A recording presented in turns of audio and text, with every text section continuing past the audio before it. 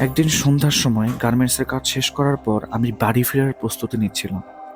তখনও কিছু সংখ্যক সহকর্মী কাজ করছিল ভেতরে, কিন্তু অদ্ভুতভাবে কারখানার ভেতরে একটি অস্বাভাবিক নীরবতা কাজ করছিল। হঠাৎ আমি সেলাই মেশিনের পাশে একটা অদ্ভুত আওয়াজ শুনতে পেলাম। প্রথমে মনে হলো হয়তো মেশিনের কোনো কিছু সমস্যা হচ্ছে, কিন্তু যখন আমি তার কাছে গিয়ে দেখলাম কোনো সমস্যাই ছিল না। শুধু একটা অদ্ভুত ঠান্ডা বাতাস অনুভব করলাম, যা আমার গা ছমছমে করে তুলল। মাঝে মাঝে শুনতাম গার্মেন্টসের ভেতরে কিছু অদ্ভুত ঘটনা। একদিন কাজ করতে গিয়ে আমি দেখলাম আমার পাশে থাকা মেশিন নিজে থেকেই চলতে শুরু করেছে, যা একেবারেই অসম্ভব, কারণ সেগুলো ম্যানুয়াল মেশিন ছিল। আমি বুঝতে পারলাম কিছু একটা অস্বাভাবিক হয়তোবা ঘটতে চলেছে। আর যখন মেশিন চলছিল, তার পাশ দিয়ে একটি অদ্ভুত সাদা রঙের ছায়া চলে যাচ্ছিল।